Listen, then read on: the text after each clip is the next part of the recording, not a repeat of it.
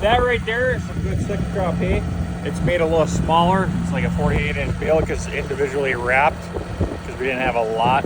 That was just, we filled, how did that go? I think we filled the bag and we had like a couple acres left over, so we made some little round bales and individually wrapped them, or else I like to usually do a line wrap. But you can get away with a lot bigger bale then.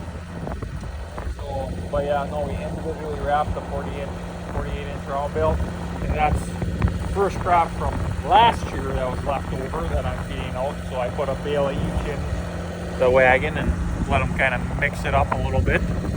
They're still going out and getting a little bit of pasture this time of year. We're still rotationally grazing. We're not getting the best benefits out of it right now because it's getting cold, and right now it's been dry, so that's good and helpful. They don't muddy nothing up, but once it starts to rain, they're going to be solely on dry hay baleage and a little bit of corn silage for heifers and dry cows.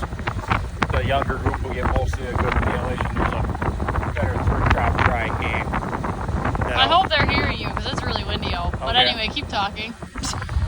And then they get a mineral pack in their grain mix. They get about 3-4 pounds of grain a day. Well, it's mostly shell corn though, because I don't feed them a lot of corn silage. But and then they get a mineral tub or a mineral block, and, you know, a salt lick. That's about it. So free choice mineral, along with some supplemental mineral in their grain. I don't give them a lot of grain, but most people don't give their older dry cows, or their dry cows and their older heifers that much anyways. That's kind of what we do because we don't have a TMR mixer, so this is kind of like a 4-man TMR mixer. 4-man TMR. They're ready. They're waiting. Right, girls.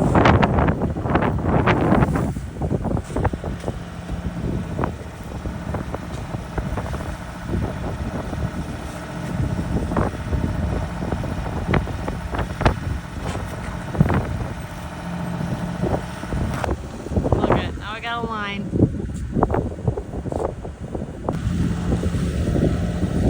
Oh, and these bales aren't roto cut, and I don't like to get over the skid steer and have them over the wagon. So I cut the bales here. I let the bottom of the one, if the round bale stayed outside, I let the bottom fall down and I pick it up later because I don't want all that junk in my hay feeder.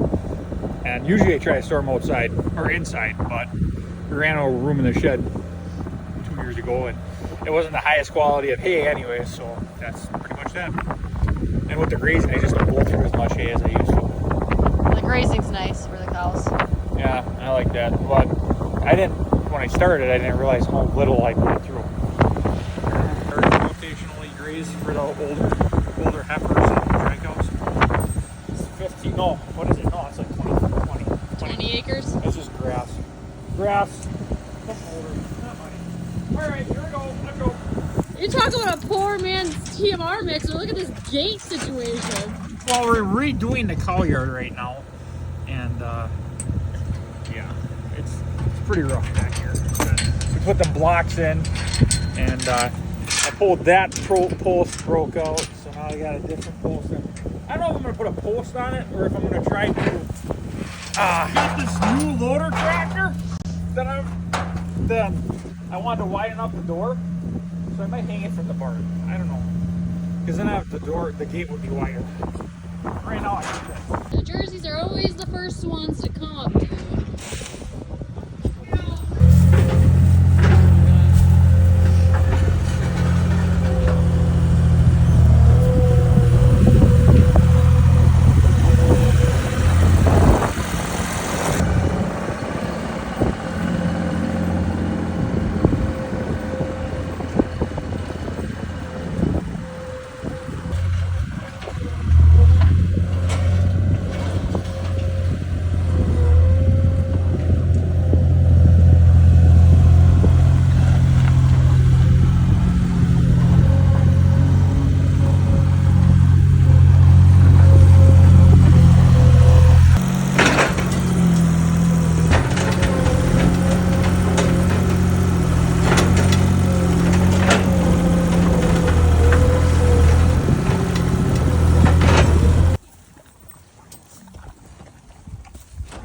puts them in on end like this because it's easier for the cows to eat the round bale.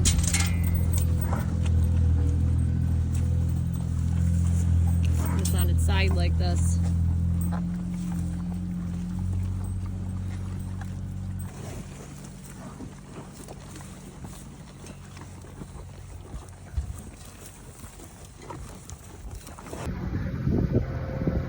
So now we're gonna scrape all the manure up and then bed some stalls. So they're out of the barn now that we fed them and out of the way. Nick rolling in and his case tractor finally got it working again. So after they turned down the armature and adjusted the clearance, this is what the starter does now. Oops, redo it. I didn't have the throttle in there. I got way too excited. I had a knob pulled out. My bad, guys. They turned down the armature a little bit and they cleaned up the inside from that leaking O-ring, I think it was, on that shaft on the backside of the motor. So that was all it took, and it wasn't that much money. I don't even know if it was $100 for him to do that. I have it on video on how much it was. Oh, was it? You said how much it was. Did I? It wasn't much, was it? No. No.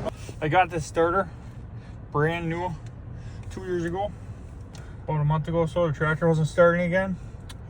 Tested the starter, did it on doornail, took it off, brought it here, and they asked me, "Do you power wash your tractors?" I go like, "Yeah, but not like I don't like hose down the starter or nothing."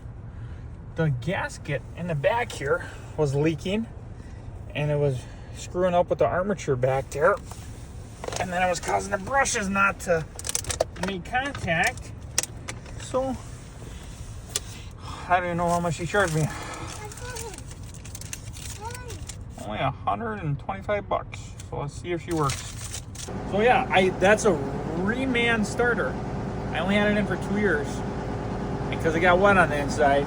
Because that O-ring probably wasn't in the right spot. We're assuming that's how they got some water in it. I mean, it doesn't sit out in every rainstorm, but I mean, most time all winter there in the shed. But yeah, it never really cranked over the best, and now it turns right over every time. So just because you got a new part doesn't mean it's right. So all the old iron farmers out there, what do you like better? Case before it was Case IH or Case IH? Just get some people real ornery real quick. Some people would dare to say IH fucked up Case. Okay, I guess we'll see what happens. I don't care either way. They're all junk. So I don't want to hear a bunch of comments about how I'm stupid or something. Okay? Okay. Nick has both a Case and IH tractor, by the way. I have every piece of junk. I don't have any Alice Chalmers, though. Don't got any Minneapolis Molines. I got a John Deere now. I don't got a Coalet. Well, that's the same fucking. You don't have a New Holland. Oh, Massey. I don't have a Massey here. I don't have a New Holland, but whatever. I'll live. I don't actually have a Case IH on the farm either. I don't have nothing new enough to be a Case IH. The newest tractor is that John Deere in 1996 7800. That's as old as I am. So you got two Olivers, and one of them is not doing anything on the farm. Well, yeah, but it's just a water pump. You can still drive it. It's just the fan's loose on the shaft. I just gotta get a new water pump. It just goes tick, tick, tick, tick, tick. That's all it does. It's okay. So yeah, he does have another Oliver.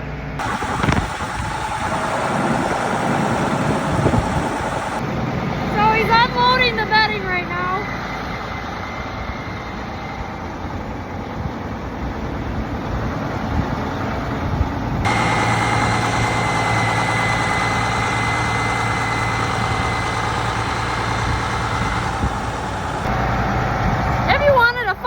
Today, if you get enough straw dust in your nose, your boogers turn black.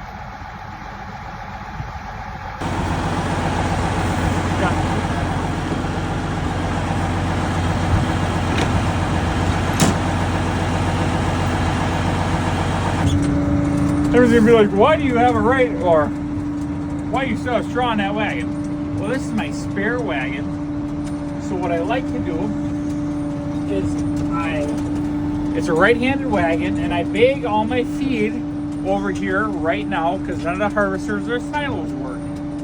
So it's a pain in the butt to back up with the bagger. So I fill this one up with straw and I use it for a couple, after I do my couple crops of hay. So then I use this wagon. I don't use it for corn silage. I put straw in it and store it. So that way I don't have a big pile of straw laying around. So yeah, that's pretty much it. It's a right-handed wagon. I don't like baking with the right-handed wagon, so I fill up with straw. That's pretty much it. All I gotta do is steer a video